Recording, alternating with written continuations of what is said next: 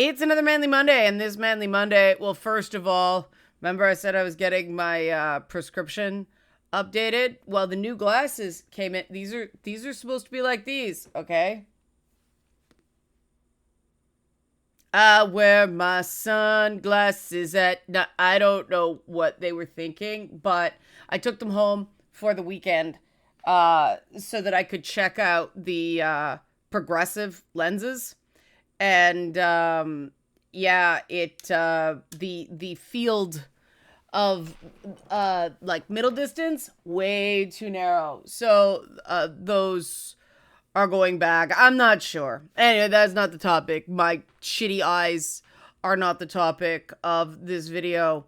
Why boys are performing less well at school and how to fix it is, and this is based on the paper I talked about on Friday, and the data is pretty interesting. Now it's one paper out of the University of Luxembourg, and the research was done in Switzerland, I believe. Yes, Bern, Switzerland.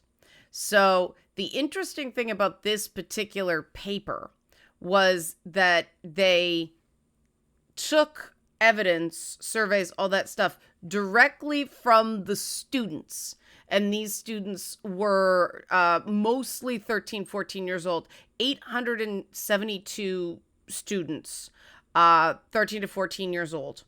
And then there were 15-year-olds as well. So that's the study. And the data was interesting. Let me do the help support this channel, and the link to this study is in the description box below if you want to check it out for yourself. So here we go. Help support this channel if you like this kind of content. Become a monthly patron, patreon.com/LeannaK, or buy a one-time Leanna Care session for someone who can use it but can't afford it. Coffee.com/LeannaK. Both of these get you invites to the Discord server at the beginning of each month. It's already gone out for this month, but do it so you don't forget. You also get a weekly video extra from me on Thursdays. So getting back to this study, again, link in the description box below if you want to follow along. Again, this came right from the students, not teachers or parents, which is the more traditional way of doing it. Again, it was published June 10th, 2015. And it's about, if people don't know, something called failing boys syndrome. Basically, boys are falling behind in school. And I know some feminists don't like this framing. What's wrong with girls doing better than boys? It's not that. Boys' achievement is actually dropping. It's not just that girls are doing better. Boys are doing less well. And one of the things that was interesting, and a completely different type of people are not going to like this, but you can read the study, was the professor that led the research said there was a clear link with underperformance and boys having traditional opinions about their gender role, that is, that men should lead women. So more traditional gender role attitudes in 13 to 15-year-old boys means they do less well in school. They were also more disruptive in class and scored 8% less than the average male student, which is interesting. I mean, 8% is statistically significant. If it was like 2 or 3, I'd be like, 8%, that's pretty significant.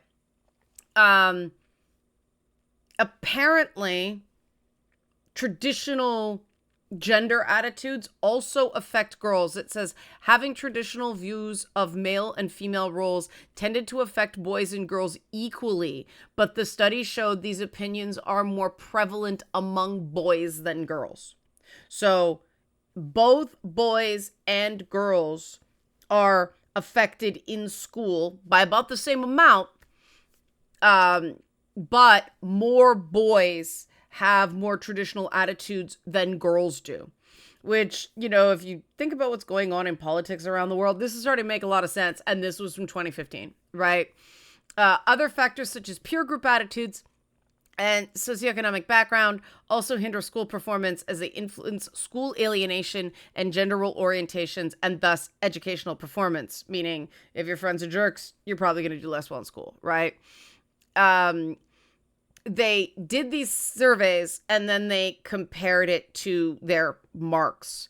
And they said researchers saw that underachieving boys responded best to authoritative, not authoritarian, authoritative teaching styles that feature a structured and caring but controlled approach.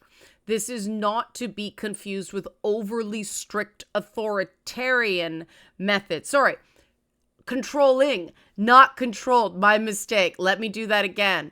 The researchers saw that underachieving boys responded best to authoritative teaching styles that featured a structured and caring but controlling approach. This is not to be confused with overly strict authoritarian methods. This work shows that inappropriate teaching styles can cause and reinforce feelings of estrangement from school. Teachers with an authoritative teaching style are clearly interested in their students, guiding them and being available if problems arise. This research demonstrates that teachers need to be flexible in the way they deal with different personalities. And that's one of those duh moments, right? But, unfortunately, the original study, there's a missing link, but the citation is there.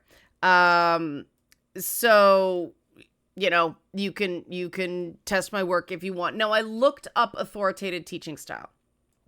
And what an authoritative teaching style is there are rules, and the rules are enforced. But then there is back and forth. There is discussion. Authoritative teaching styles mean that there is a lot of dialogue, meaning students are allowed to express how they feel and their opinions about things. And this is really, really interesting to me because this is exactly the approach with adults I use when I do things, because I've found anecdotally it works better with men. Now, the challenging thing about this is that at first there is a lot of pushback. There's a lot of defiance of the rules, and the discord we deliberately have, one real rule, it's listen to the mods. Like, be respectful of each other, listen to the mods, and it's basically, rule number 1, listen to the mods. If in doubt, rule number 2. I am getting the rules of my own channel wrong. There are 3 because I was cheeky. I'm pulling it up now. God, I'm rushing to do this. But basically we have as little rules as possible because what's the first thing that people tend to do? I didn't remember the rules. Well, if there's only one rule and it's listen to the mods, that's really easy to remember, right? And that's that sort of like alienation from things. Because what I've found is if there's too many rules, people are either stifled by it or they just argue the rules constantly. I've DM'd enough Dungeons and Dragons to know that rule lawyering is a thing. And when you get boys and young men who don't have nurturing, the first thing they do is fight you, or they're passive aggressive. But girls tend to just kind of shut up and quietly get lost. It's much less likely for girls to act up, though it's more common in areas with more minority populations, especially Black and brown kids. And maybe that's where I learned this, because the best classes for me were the ones that had a, very clear structure, not overly, not too many rules, not authoritarian, but clear structure that was enforced, and then there was discussion, right? And so what we do, and people cannot stand this, do what you have been told by the mods first. Then we will talk about it. Because otherwise, I've done enough stuff with students, with teenage boys. One of my favorite groups is 13 to 15-year-old boys. Absolutely love it. And everybody's like, what's wrong with you? I'm like, no, there's a way for it. But they gotta do what you're telling them to do first, and then they can tell you it's unfair, because otherwise they'll spend all their time arguing so they don't have to do it. And you see a lot of this in adults too. And, people who are struggling with, getting and keeping jobs, all that stuff. I maintain that this is the reason that men are overrepresented in the absolute lowest percentile of society, because there's this fear and resistance cycle that they're afraid of getting punished. And so they fight the minute they're asked to do something. And then when the punishment doesn't come, this is an interesting one that I've found. If it's just, no, you're going to do it. You're going to do it. Listen, you're going to listen. Nope, listen to the moderator. And then they ask me if I want them to leave the server. And I say, if I wanted you to leave the server, I'd kick you out. At least 50% of the time, then they just leave themselves. They can't process the fact that there are not extreme punishments. And this tells me a lot about how they've been raised. Because you would think that, because the guys, that do really well are the ones that can accept, all right, yep, I deserve that. And then, okay, I got another chance. That just seems fair to me. But it's amazing how many people who don't let the process work. And I do think that these boys that are disruptive, at least I've found, they really want structure, but they don't trust it at first. And the problem with reaching boys and men is the reality that you need to deal with the disrespect, the passive aggression, the straight out aggression, the defiance, all that stuff as part of getting them to just try to follow the system. Like, don't blow it up so you don't fail. And this is an intergenerational problem, right? Boys that are raised this way often have fathers who also have zero self-compassion, cannot admit mistakes, and so they're brutal on their sons because they're trying to toughen them up, right? But authoritarian approaches don't work. Being just, super rough on the kid or the adult, it doesn't work. It's never worked. If it worked, this problem would be solved, right? So why do we keep doing it? Well, because people don't want to change, right? First of all, not many people, no one who's honest enjoys getting yelled at, right? Nobody enjoys getting disrespected. And you'd almost need this rotating team of facilitators because, man, let me tell you, you hit the end of your rope of if you're dealing with more than 2 or 3 of this sort of profile at the same time, it's really draining, because what it is consistency. No matter how much they bait, no matter how much they try, no matter how much they vex you, you have to just go, this is the way it's going to go. We're not skipping steps. All right, great. I found myself saying a lot. There's a lot of emotion there, and that's important. But I'm not sure where to go with it now because, I asked a question and I don't see an answer. Did I miss it? Right?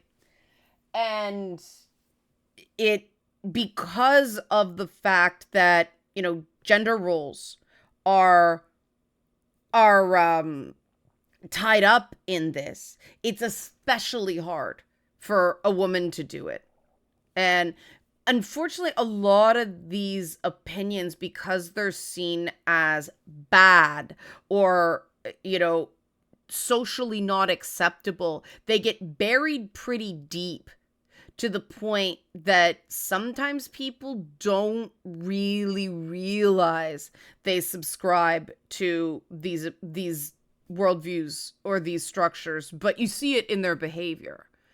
And unfortunately, the demonization of male teachers pre-high school level is contributing to this problem, I think, because male role models via teachers is a really good offset to crappy male role models at home. I know it worked really well for me. I had some really great teachers who were able to have orderly classrooms, non-chaotic classrooms, but still have that back and forth, still have an open dialogue. I was really lucky to see this authoritative teaching style in action.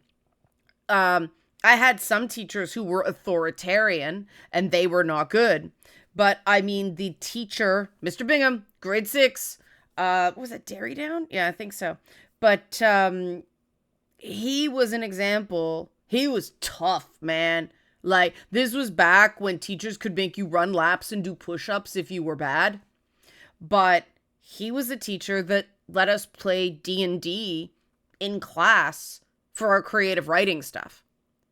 And he was also the teacher that when I blew through the independent reading assignments, he brought in the high school level ones. He was a shining example of teachers being flexible in the way they dealt with different students. And unfortunately, the teach to the test that has been increasingly the norm since No Child Left Behind and the equivalents in Canada, back to basics, standardized testing, there's nothing wrong with standardized testing. What's wrong is the fact that they are this black hole where everything revolves around. Because that test is so important, all they do is teach to the test. There's no ability to, be flexible in the way you deal with personalities. You got to slow down a bit to establish those fundamentals before you, move forward. Then, you're not going to be able to do this. And because everything's so like, this is the way we do it, so one size fits all, when there is a student who this just doesn't work for, they fall behind a lot more than a student who the teacher can have some flexibility. I mean, God, I remember in the first grade, it was me and this boy in the class who were above everyone else in reading. So we'd go in another room with a teacher's assistant during reading. And of course, we got made fun of it. Oh, good boy, girl, and all that stuff. It was fucking, kids are cruel. But we had the ability to learn at our own pace. We didn't sit there and go, have to do the same thing everybody did and be bored out of our minds, right? That increasingly does not happen. I mean, then I got bumped up to gifted for grade 3. Yes, I did go from grade 1 to grade 3. And it was... Gifted was very, a lot of, independent projects, like personalized projects, but it was also very like sink or swim. And what was missing from the gifted program when I was in it was that feedback. So I actually got a better education from teachers in public school who appreciated that I needed personalized attention than I did from gifted, where it was just, well, everybody gets the same kind of personalized attention, which makes it not personal at all. And, in university, that went out the window. Oh my God, university is so garbage for personalized attention. Even the, student learning assistant stuff, it's garbage. It's, again, sink or swim. And we wonder why fewer men are, young men are graduating college. Well, there's never a point that, in the school system, unless you're in a hoity-toity private school where you get, that communication, that caring, because a lot of the time teachers are more worried about getting sued than mentoring students. And that's another problem. Like, you can't have a structured and caring environment where there is appropriate discipline if parents go in there and threaten to sue the school whenever they do something they don't agree with. And if you wonder why I push back so hard against parental rights, it's that, right? A parent, yes, they are their child's parent, but it's not fair to kids with crappy parents that parents can cut them off from more diverse role models. Because you can't program a kid. You can teach a kid. You can nurture a kid. But kids are their own people. And they do have this sort of base personality that you either work with or against. And if you validate the things that make them unique, then they learn to work with it and play to their strengths. If a kid grows up with chronic invalidation, and overpraising is a form of invalidation, right? If a kid realizes that you're just BSing them, and you never correct them because that'll damage their self-esteem. No, it doesn't. It doesn't. And I've heard from a lot of people about the veil guard flirting thing, about part of the issue is they're overpraised and therefore praise is weird. Like, it's like, oh, they don't give compliments because it feels fake. And so if somebody praises them about something, oh, they must want something. And that's one of the things with clients with the Discord. When somebody legit does something right, we celebrate that. I mean, this one guy in the Discord who had been really struggling and making a lot of mistakes, he made this apology in the mental health channel, and it was just like home run.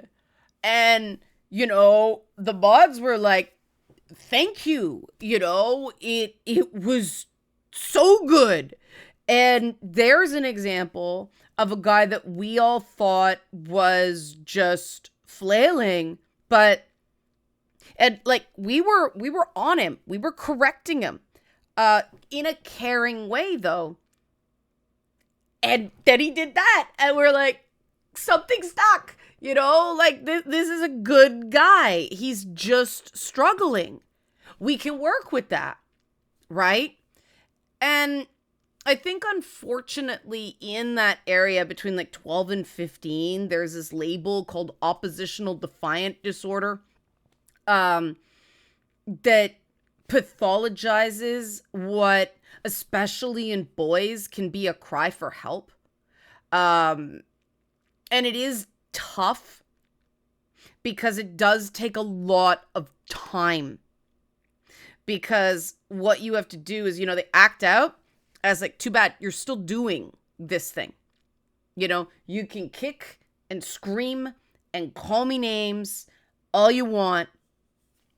We're not budging until you do the assignment.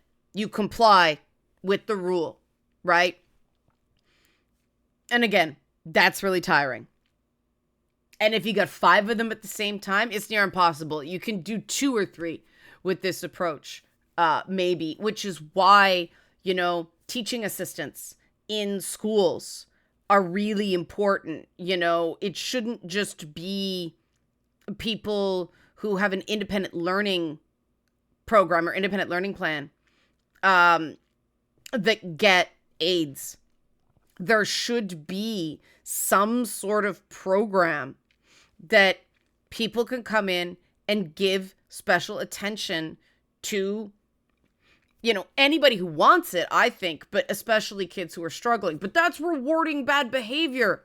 No, it's not. It's dealing with the trauma and the sense of alienation that's leading to the bad behavior. You don't have to reward the bad behavior to say, I care about you.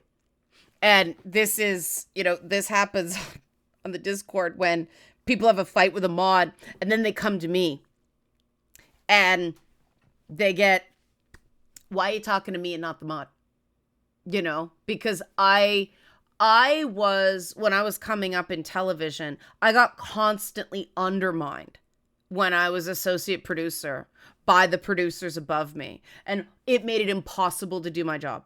I had to be such a bastard because I knew they were gonna go. And if everything wasn't bulletproof, I would get undermined. And, it was sort of like, you're going to do this. And if you do an end run around me, it will be worse when you come back. And there were constant battles because, adults, especially technical guys. Oh my God. Guys who are the crews in television, it's gotten a lot better. It's gotten a lot more professional. At the time, they were awful to talent and they resented the producers because they were one union and the performers were another union if it was union, and then producers weren't union. And so they just had this thing, well, the union will back me. Until they found out the hard way that no, you just can't behave badly. But nobody wanted to go through the loop-de-loop of a union grievance, right? It took a lot of time. And so a lot of the producers just let certain crew members just behave badly. It was ridiculous. And then they got me, who would check them and would remove them. When I was up to senior producer, it was like, you don't do that. You don't treat the girls poorly. That just because they're in their underwear doesn't mean they're not here doing a job. You're going to respect them. And it was brawls sometimes. But eventually, and they're like, you can't just throw out every crew member that you don't like. It's like, it's not that I don't like them. It's that they're disrespecting talent. And eventually it's like, they never agreed, but they cycled in someone else. And so finally we got a decent crew, right? But it was really bad. Like, it was so dysfunctional because nobody wanted to have a fight, right? And especially with women, it's that word bitch that keeps coming up. It was that whole thing that if you got labeled a bitch, people thought they didn't have to listen to you. And systems only work if people realize that, no, you do have to listen to them. And yelling doesn't really help. Like, being overly punitive doesn't help. What helps is people knowing that, they're gonna spend a lot of time and a lot of energy and still have to do the thing they were resisting anyway. And you know what? It's okay. It's amazing how many guys get to adulthood thinking that the minute they make a mistake, they're going to be punished somehow. And then again, when there's no punishment, they try to punish themselves. It's tragic. It is that overly strict, authoritarian upbringing coming out and messing with them in adulthood.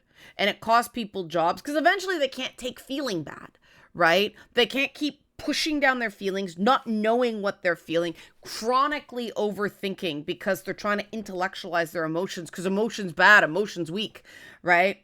They completely lack self-awareness even though they run things in their head over and over and over again because they're not getting anywhere because you gotta feel your feelings. And the only way it's safe to feel your feelings is if the people around you support you in that. So, I've developed some really good relationship with clients where they can say to me like a video or something, it bothered me and I sat with it, but it did bother me. And it's like, this part bothered me. They didn't say I did anything wrong. They just admitted it bothered them. And it's like, what bothered you about it? And we'll talk about it, and I'll say, yeah, okay, yeah. It like, yes. Sometimes it's just describing something accurately that will do it. And, you got to show you understand. But yes, that can be difficult for some people to hear. And it's a win-win if people can say, like, yeah, I had a bad reaction to it. I know there was nothing wrong with it. I just had a bad reaction. That is how the process works. And the more that's, the more they can do that and get a good result and feel heard and feel like their feelings matter, the more they'll engage, the more they'll feel a part of a school, a company, a community. But you do need dedicated people having these conversations. And that's actually how I got into peer counseling when I was in the 11th grade and was working with, grade 9 students. They were the ones that were really falling behind. And, they couldn't afford to have, people with degrees and all that stuff. So they got other students to do it. And all we did was we had, get them to do this assignment. And, we talked to them for about 45 minutes, just about their life before they got down to any sort of work. And it was really just like, can you write one sentence for me? And they wouldn't. And it's like, can you write one word for me? And they wouldn't. And I said, scribble on this piece of paper, please, for me. And they'd look at me. I was like, just scribble. Right? It was a little bit, it felt like breaking the rules, but what it did was actually, it got them writing. Like the physical pen to paper overcomes the anxiety barrier that they were hiding. And so it's amazing that, okay, we get a new piece of paper now and they write a fucking sentence. It's not hard. You just have to invest. It does take patience. It does take, go back and do it again. Go back and do it again. Go back and do it again. And it does, there are occasionally some people who are just, they're not ready. They're not going to do it. And they do have to be removed from groups so that they're not, very disruptive. But that doesn't mean, I think they're lost causes. Some people, in my case, they just have, diagnoses that need the powers that, a therapist license grants them. And they may need medication. And, they may actually need a formal diagnosis or a re-diagnosis because somebody got it wrong. And, there are certain things like, intense issues with anger. I can't do much with that over Zoom past a certain threshold. I work with a lot of people on anger, but past a certain threshold, you can't. There needs to be that sort of in-person dynamic. But, a lot of people who are that messed up in adulthood, they mask in front of social workers and therapists, and it only comes out when you start talking to them about hobbies or things like that. Like, it's amazing just chatting with somebody about their favorite video game or anime or something like that, how much you learn. And that's another thing that makes people, especially boys, the reason I love working with, early adolescent boys is that video games and their favorite video game and you can talk to them about it. Oh my God, they trust you. Like, they're not another adult going, oh, rot your brain. It's not difficult to form a rapport with boys of that age. You just have to treat them like humans instead of, I'd say a dog you're training, but some of the things people do to boys, you wouldn't do to a dog. You wouldn't be that rough on a dog because you'd start getting behavior problems. So why are you doing it to a human?